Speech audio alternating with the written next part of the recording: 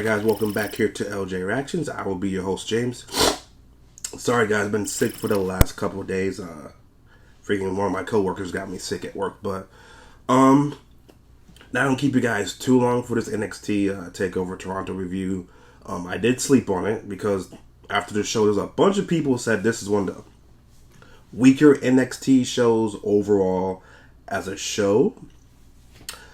To my opinion, I enjoyed the show. It wasn't like a 9 out of 10 NXT Takeover. It wasn't like NXT New Orleans or Takeover in New York, like 9 out of 10 show. But it did what it needed to do. Advance some more feuds and some more storylines. Because again, the next Takeover NXT show will be Takeover War Games. So maybe they're going to continue some feuds into Takeover War Games. We'll get to Gargano and Adam Cole about what happened after the show. We'll get to that when we get to it. I swear if that happens. But overall the show, there's only one match that I didn't care for in the show, and it's no offense to Mia Yim. It's just that her style, her gimmick, it's not connecting with me, and you can see by the crowd's reaction when she came out. I mean, she had one of the entrances that had extra stuff to it, and the crowd still didn't give a fuck about Mia Yim. So we'll get to that match. Overall, to me, it was great wrestling on the show. EO versus Cancer Ray, we're gonna get to that too, but you'll get to what I'm going to say about that. That was a freaking great match. Again, if I had to give this show, again, I slept on it because I don't like to come up here immediately after the show and say, "Oh, it's an 8.5." I like to sleep on it, digest some stuff, and give you back my real review of the show. Honestly, for what we got, I'm going to give this show at least an 8.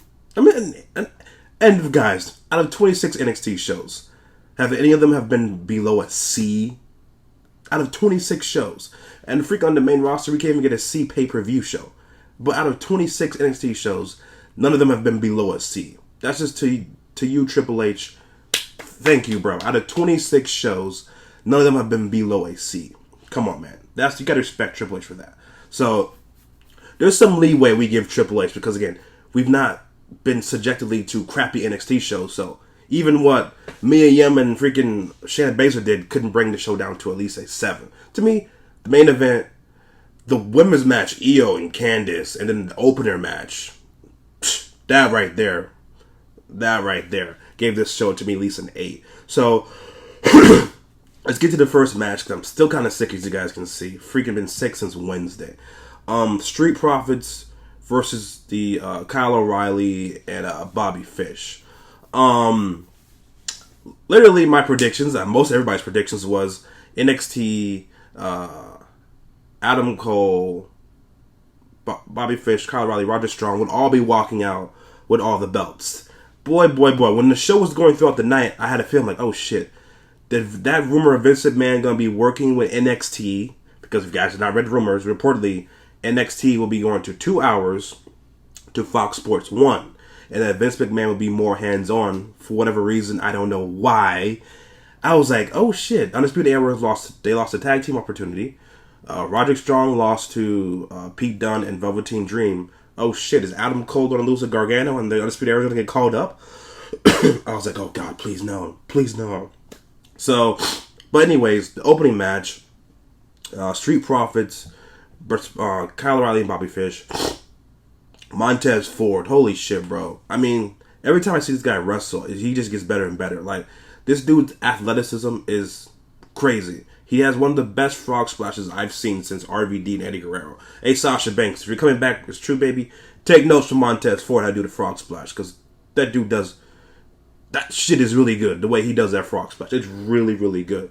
So, shockingly, the Street Profits, because again, they're on Monday Night Raw, so you're like, are they going to lose the belts? Okay, Triple H is probably like, you know what, I gave you the Viking Raiders. You freaked up. God, look, even I'm calling them the Viking Raiders. Darn you, Vince. The War Raiders. Triple H is like, I gave you the War Raiders. What have you done with them? Okay, you ruined the Ascension. You've ruined the Sanity. Like, how many more tag teams are you going to ruin?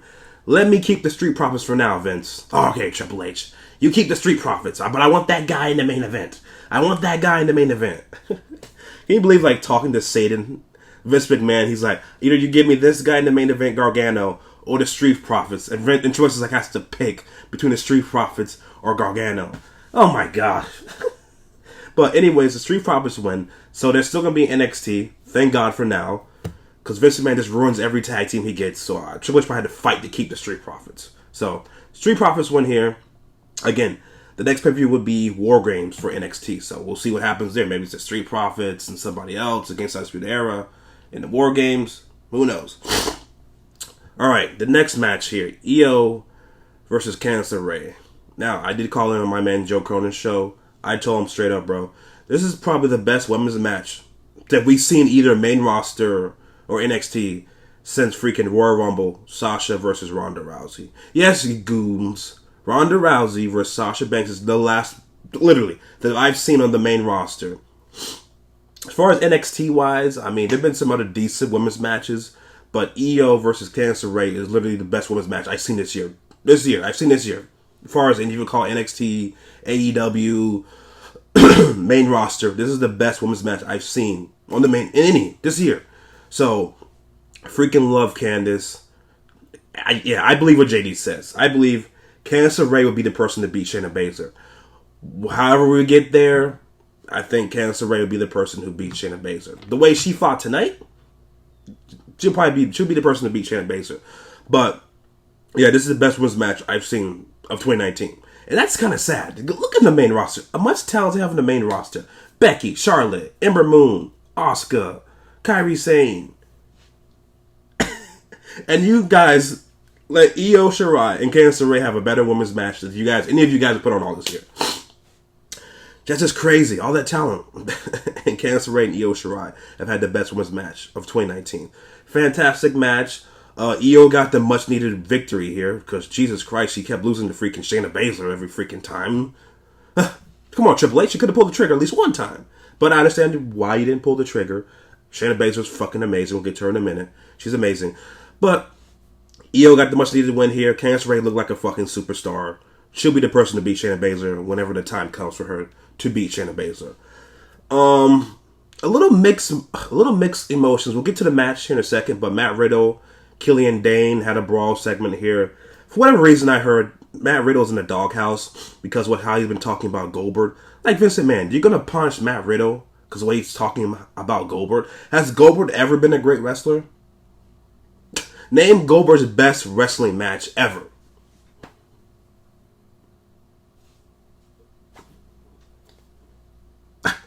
Thank you, guys. Even I can't name Goldberg's best wrestling match because he's never been a great wrestler. So for you to be punishing Matt Riddle because of his comments about Bill Goldberg, which are true, like, come on, bro. Whatever, bro. So Matt Riddle and Killian Dane had a nice little brawl segment here. It was pretty good. They're going to have a match on NXT this upcoming week. Now, as far as this match here, Velveteen Dream had another great entrance. I mean, when does he not have a great entrance? He has a great entrance. He had the Toronto Raptors dancers welcome him out. He had the Mountie opening song. Pretty cool. Velveteen Dream has another great entrance. All right, a little bit mixed emotions here. People have been saying they didn't like this match. It didn't live up to the expectations they thought it was going to be. To me, it was pretty good. I mean, it wasn't the greatest triple threat match I've ever seen, but it was still good. Again, Velveteen Dream walks out with the North American Championship. Thank God he's not getting called up. Jesus Christ. Can you imagine that we literally, these people's life and dreams have been to be called up to the main roster. Like, literally, you've been wrestling since however you've been, like 10 years old. Your dreams to be working for the WWE. And that us wrestling fans are saying, thank God he's not been called up or she's going to be called up. That is sad, bro, to tell you. That this is their dream, is to be called up to the main roster to work with the WWE on the main roster. And we're like saying, thank God he's not getting demoted to the main roster. That's just crazy.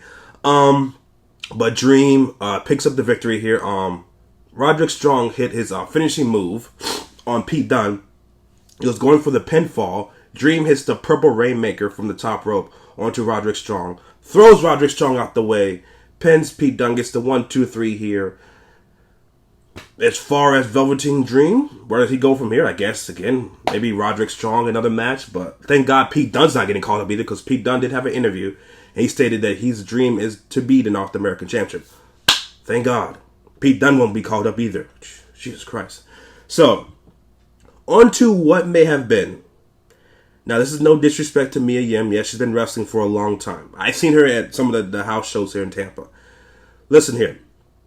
As far as her work as an NXT wrestler, she's getting better. Okay, people? She's been wrestling for 10 years. I know that. But as far as NXT style, getting used to the NXT style, she's getting better. As far as her gimmick, listen here. When you have a special entrance at an NXT show and the crowd gives zero fucks, what does that tell you? Her gimmick is not connecting with the audience. A. B. The gimmick she has is a heel gimmick. Like, literally, go through back any of WWE history. Anybody who's been dressed up as any gangster or trying to be wannabe gangster. John Cena was a heel. Crime Time was a heel, but they turned to baby faces. So, whatever reason, Mia Yim, they got to go back to the drawing board for her. Maybe they turn her heel. Maybe she does a little bit a tweak or something to her gimmick, but it didn't work. Shayna Baszler, on the other hand, fucking beast. I mean, come on, man. Shayna Baszler is the beast.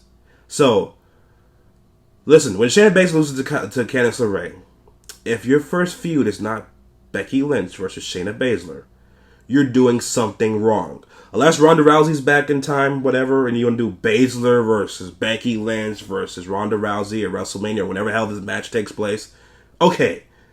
But Shayna Baszler needs to be included into the Raw Women's title picture. Like that. Like Thanos. Snap. Like that. Like literally.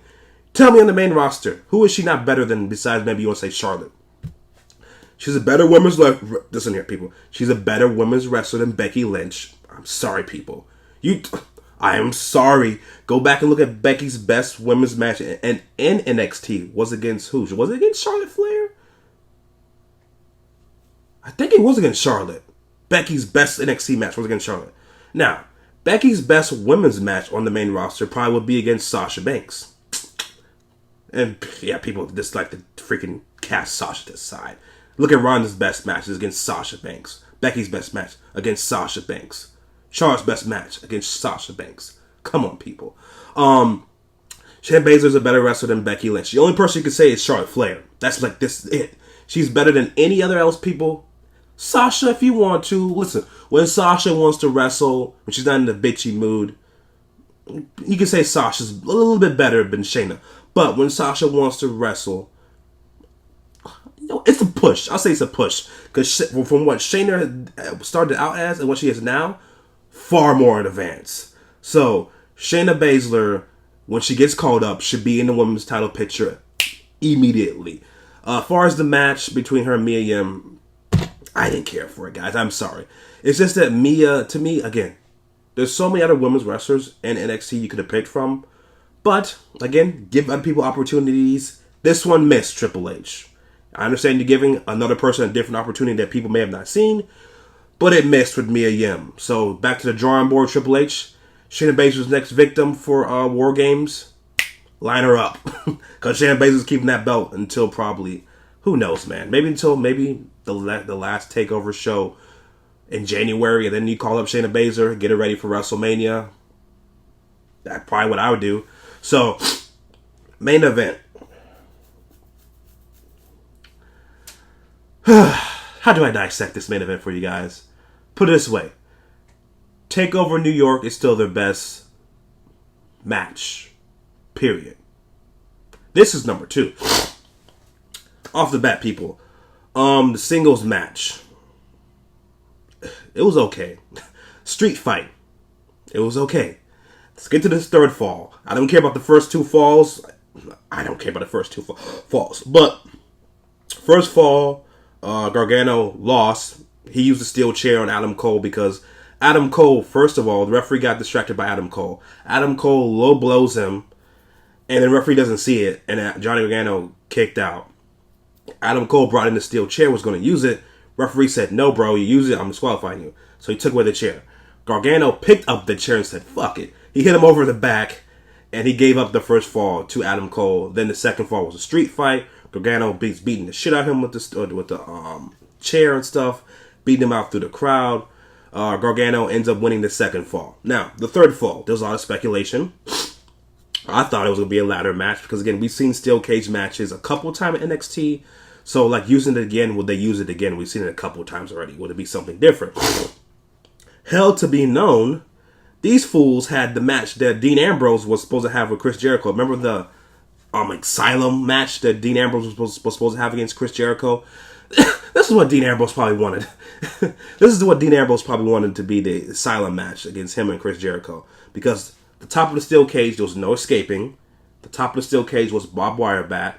You had ladders, you had tables, you had sledgehammers, you had kendo sticks, you had fire extinguishers. Am I missing anything? You had a bag filled with they thought it was thumbtacks. They thought it was thumbtacks. I thought it was thumbtacks too. The crowd was like, "Oh shit, it's not thumbtacks," but it was with bolt cutters. You had handcuffs inside of it. So this match had literally every weapon you could think you want. And if this was a ECW Extreme Rules steel cage match, you had every weapon you can think of was up there. Literally every weapon. Now, some people I've seen said they didn't like the third fall. It was too spotty. It was just a spot to set up another spot. The kick out was to set up another spot to a kick out. It was this. It was so many moves. Too many kick outs. People, what you get on the main roster compared to this, what are you bitching about? So you tell me you're at a watch. Let's see, who this? AJ Styles versus Ricochet for the 15th time or the 5th time in a normal match, or you rather see this last night? Let's be honest, people. What is going to be the better match? AJ Styles versus Ricochet for the 5th time in a regular match, or this third fall match? Like, people just bitch, and then when they get something good, oh, it's too many kickouts, it's too many spots. Listen here, appreciate what you get while you get it, because guess what? Once these people get moved over to the main roster, you can be like, oh shit, Gargano's boring as fuck. I'm gonna say, did you watch him at NXT? Okay then, people. You gotta appreciate what you get while you get it. Because again, if Vince McMahon's gonna be taking over NXT, well, not taking over, but being more hands-on for NXT on Fox Sports 1, and then you're gonna see the difference between this and that, you know why. So appreciate it while you still have it. Because when October comes, I don't want to hear people saying, oh, NXT sucks. I'm going to tell you, you know why it sucks? Did you read the rumors? So, Adam Cole ends up winning this match. So, Gargano ends up using the bolt cutters to rip some of the barbed wire, cut some of the barbed wire from the top. Adam Cole, because this table, I thought this was a glass table that they were going up to, but it wasn't a glass table. This is another table they were using. Cole was trying to run away from Gargano at the top. So, both of them end up like trying to get away. Well, Adam Cole was trying to get away from Gargano because he had the barbed wire in his hand. They both jump off, like falling off from the table, from the top of the table, through 2 tables. Adam Cole ends up getting his arm over Gargano, gets the 1, 2, 3. I'm sorry, people. I just want to get to this end spot here after the show ended because have mixed emotions. So Cole wins, and Undisputed Era comes out to help Adam Cole. They go up the ramp. Show ends. Now, if you guys have not seen this, it's up on WWE YouTube. Gargano's getting a send-off from the crowd.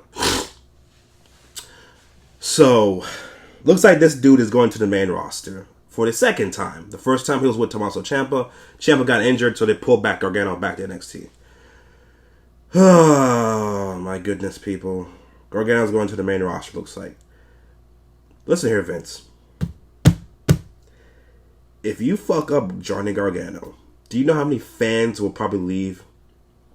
Like, literally, there's no way to mess up this guy. Like, literally, this is going to be the easiest booking decision you probably have had. Like, it's not hard to mess up this guy. Listen here, I'm going to give you the simple layout here. If you want to put him on Raw, or if you want to put him on SmackDown, for me, honestly, I think he'll work better on SmackDown. Because on Monday Night Raw, you get lost in the shuffle of the abyss. Like, at least Aleister Black is undefeated. That's the only praise we can say about Aleister Black. He's undefeated. I don't think... They're not even talking about that, which is kind of crazy. You think you want to talk that up? Aleister Black is undefeated on the main roster. So, I'd put Gargano on SmackDown. Ricochet is already taking the pinfall. I put Gargano on SmackDown. Ali, boo-hoo, bro. You had your chances against Nakamura. This is plain and simple, plain and easy. What you do... Nakamura comes out on Tuesday night on SmackDown, says, hey, I've beaten Ali. Who else? Who was it? I beat Finn Balor. I've beaten them all. I beat them all. Even though you haven't beat them all, Nakamura. Whatever is what it is. Nakamura issues an open IC challenge. Anybody in the locker room wants to come and challenge me. Out comes Gargano. That's all you need to do. Gargano, oh, Jesus Christ. Gargano can hold on to the IC belt as long as you want. Until you figure out what you want to do with him moving forward. That's an easy escape route right there. Don't put him in no damn 205 Live. Actually, you know what? If you want to put him in 205 Live until he works his way up, I don't mind that because at least Triple H is still hands-on with 205 Live. I'm here they're having some of the best matches that nobody's watching, which is kind of crazy. If you want to do that, cool. But I like the idea number one. Nakamura calls out a challenger. Gargano beats him for the IC belt. Gargano holds on to the IC belt until you find out what you want to do with the guy. That's what I would do. But as far as the show, guys, give it an 8 out of 10. SummerSlam review will probably be up tomorrow morning because again, I get out of work late. I get out of work at least at 11:30 tonight, so I actually will have to follow along what happens so far for SummerSlam. Listen here. I told you guys for the main event, Bray Wyatt comes out, fucks up Seth Rollins, fucks up Brock Lesnar. That's what I would do. Like, who wants to watch Lesnar versus Rollins again in the main event? Like, Bray Wyatt, you want to turn him to a badass. He beats Finn Balor. He comes out in the main event, takes out both Lesnar and Seth Rollins. Is how you end the show. That's what I would do. Because who wants to watch Lesnar beat Rollins in 2 minutes? And that's your main event, and that's your go home. After 6 hours of a show, a 2-hour pre-show, and the 4-hour SummerSlam. Who wants to do that? So, forget to like the video, guys. Comment down below. Subscribe. What do you think of NXT Takeover Toronto? Catch you guys back here tomorrow morning for SummerSlam review. Jesus, hopefully this show will be good for you guys. Because I'll know what to skip and not what to skip when I get home. So catch you guys tomorrow. Tomorrow, say around tomorrow at maybe 11 o'clock it'll be out for SummerSlam review. Catch you guys tomorrow. Punch on the rail, make the beat, you know what I mean?